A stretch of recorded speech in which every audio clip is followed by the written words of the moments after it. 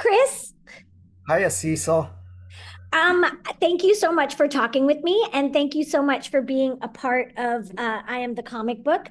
I want to show you how good it's looking. All right. It looks That is some real. good art, some good bold lines that you can see really Yeah, well, that it read really well. it really turned out excellent. And that's really interesting thing about this process.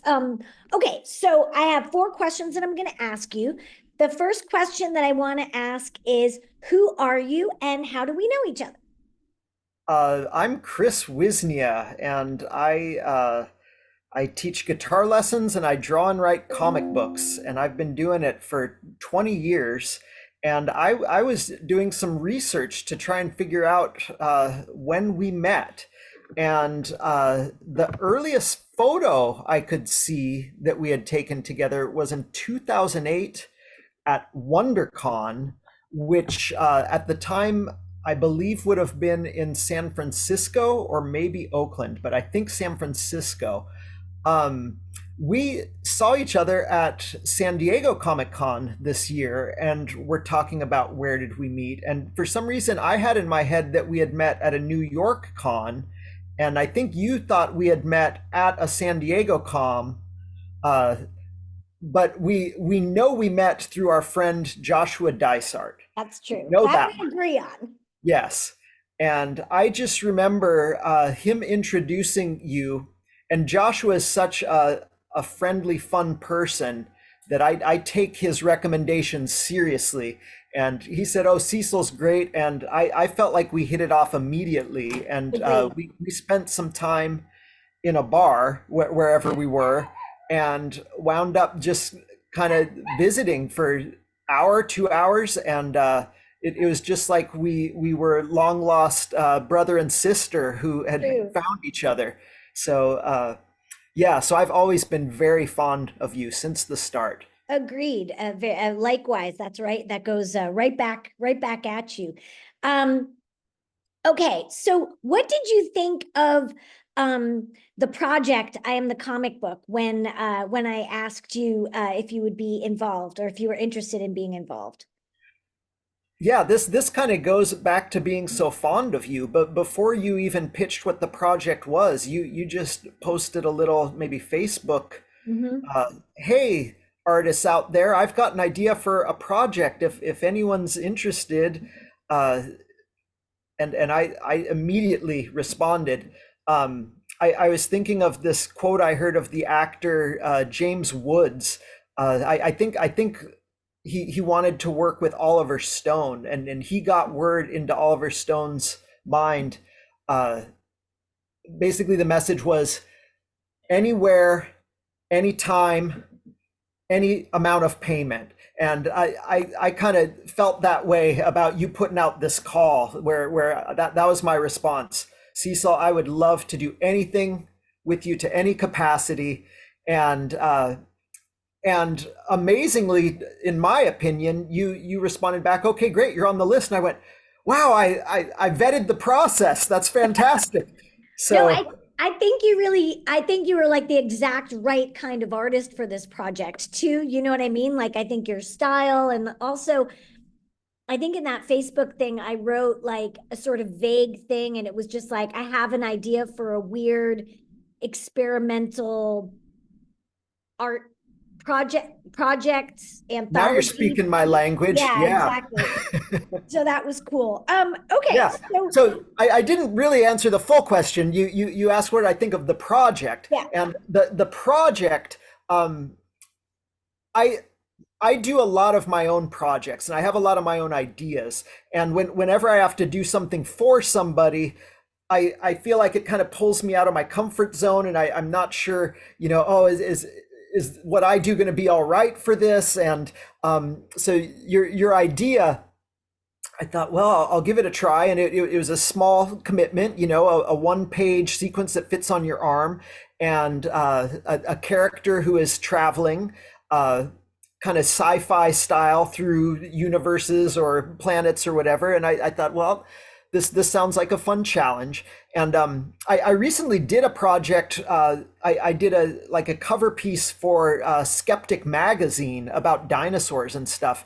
And I realized it was a similar feeling with your project. Both these projects, I kind of went, I'm not sure. I don't know what I'm doing. Is this right? And then I did it, and it was like, oh yeah, that was a lot of fun. Why, you know? And yeah, I was excited about it, and I was super excited to follow Nate Powell, who I admire very much. And so I got to see his piece. Uh, I don't know if one of your questions is going to be about the process of. Yeah, that's the next question. Okay, I'll save that for next then. So yeah, so my next question is so what did you think of the prompt that I gave you? I think your prompt was Maxie sees the road ahead of them and they're that is filled with weeds. Yeah.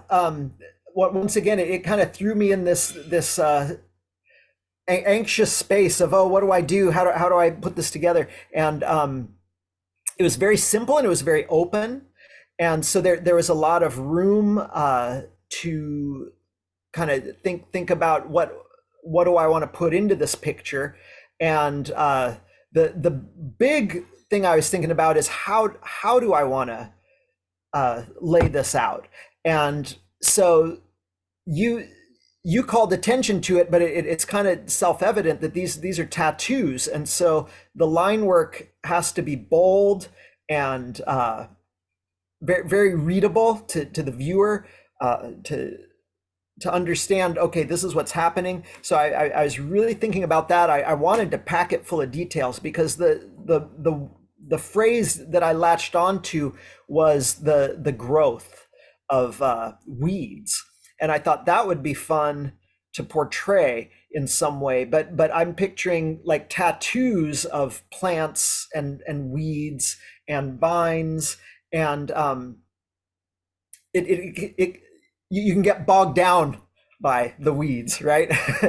Right. And so what what I enjoyed was you had shown me one or two images that came before me to kind of compare, and so that helped me kind of visualize how much detail I should be considering, which was very helpful.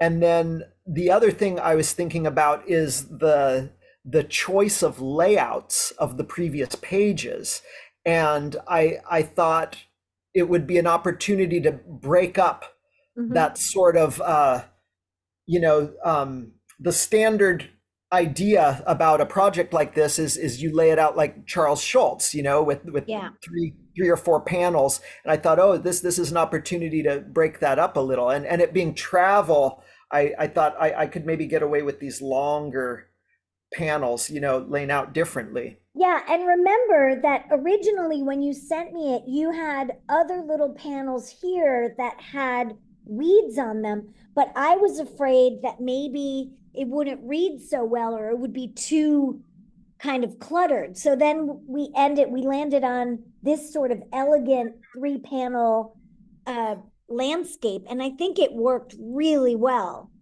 Thank you. Yeah, and that that original layout, again, it's because I got so excited about these weeds. I Yeah, thought, how can I really, emphasize focus. this? Yeah. And when I laid it out that way, I thought this is pretty busy. And Hmm. if you're going through weeds, you kind of want that feeling. But on Hmm. the other hand, yeah, for the readability, I was likewise concerned that might be a little too much. And so I submitted it to you with the thought I can always just remove those. Yeah. And then you wrote back, this looks great. It's a little busy. What if we remove these? And then I knew, okay, we are, seeing this the same. But Yeah. sometimes you got to try it just to get that dialogue to make the full decision. I didn't want to sway your thoughts about it. I was just I wasn't submitting it as a finished piece. I was submitting it as Yeah. a here's a starting point. What do you think? And so I thought actually that was really great. Okay, we're in agreement then. Yeah, and also it's like because I submit the custom tattoo to the Inkbox ink box place, and then they either say, I mean, it's not like they judge it, but they're just like, this will work or it won't work. You know what I mean? Like they've Mhm. rejected one or two before, and so we've had to go back to the drawing board. And so, so I kind of wanted to make sure that it was like thick enough, but also simple enough, that it would like kind of like pass through the thing. And it's funny because like Nate's, which came before you, it was so delicate that, and because of the heat wave and all that, like it kind of blurred. So I wasn't really sure what was going to happen with yours. I was like, well, maybe it'll just be a big blob and that'll be that. But I'm really excited as to like how clear, like it really, like even all the little pieces of the weeds and stuff like that, like it just looks really good. Can you see? Yeah, so future artists on the project, Yeah. keep in mind that quality of line. How can you capture the most with a really bold, thick line? Yeah, and there's a lot of things going on, right? It's like, how moisturized is my arm? How hot is it outside? How much am I sweating? Like, it's like how thick are the lines? How thin are the lines? Like it's so many different variables, and that's what I kind of love about it. Yeah, And so artists coming up the shoot here, keep in mind how sweaty is Cecil's arm. exactly, how sweaty is my arm? I think also, it's important because like I really want this to be a call and response. So it's like so I look at your thing and then I'm like, okay, what should the next prompt be? Because I really want it to be a sort of grand collaboration. So that's why also it's like I sent you that link so you could see how all the art before, so that it kind of made sense. Okay, It, last it totally question. it totally feels like that Yeah. too. Just the way you instructed what you wanted drawn. I thought, I wonder how much of this is scripted here, and how much room there is for things to just go where they go. I I mean, picture like Curb Your Enthusiasm, where there's probably a grand structure, right? Or maybe not. all I know is that Maxie is walking. I haven't really decided. Originally, I was like, oh, Maxie will jet from planet to planet and stuff. And now I'm like, well, maybe Maxie is just on this planet. I don't know. So um, I haven't quite figured it out. I just like the meta idea of Maxie walking and exploring. And then also it has to be quiet. And then I have to really think like, well, it can't be too complicated. It has to be simple because if you get too sophisticated, like Maxi sees a crowd of people, like that can't, you know what I mean? Like, so it's interesting challenge story wise. That's fascinating. It's great. Yeah. Okay, last question. What are you working on now? What do you have out now? What's coming up? And where can people find you on the internet? Uh, um, I put out a book with Fantagraphics last summer called Doris Danger Giant Monsters Amuck. And it is my homage and parody of old 60s Jack Kirby and Stan Lee giant monster comics. Um, and I've signed a second contract with Fantagraphics. I'm going to be doing a project where I reference 1,500 famous museum paintings, and I juxtapose them into a lowbrow spy story. So it's Love it. a look at definitions of art and high art and low art. And I don't have a release date for that yet. I saw Gary Groth this month at Comic-Con, and we discussed it a little. I don't think he realizes there's a little work to be done in how we reference 1,500 works of art, but in theory, maybe in a year or so. And all my social media is at Chris Wisnia Arts, and so that includes a YouTube channel where I talk with my favorite artists, and I've spoken with you. and other of my favorite artists, and also my website where I have a lot of my comics for you to enjoy. Well, I can't wait. I love your work, and I'm really excited about the new one that you're working on with the 1,500 pieces of art, because I think that like it really sings to my kind of like sort of how can we sort of take stories and make hybrid works out of other things and sort of call attention to art and what it means to be art and how we react to it. And so I think you're bringing it to a new audiences and stuff in a unique and interesting way, and I think that's really fantastic. Yeah, I love the idea of getting people that are just comics readers excited about other things, and also people that are interested in other things excited about comic books. So Yeah. I think it's a fun opportunity for that. Well, Chris, thank you so much for talking with me. And thank you so much for being a part of I Am the Comic Book. You're the best. And Uh, I'll see you at a Comic-Con soon. you're the best too, and thank you so much for the opportunity. It's been a blast. Yay. Okay.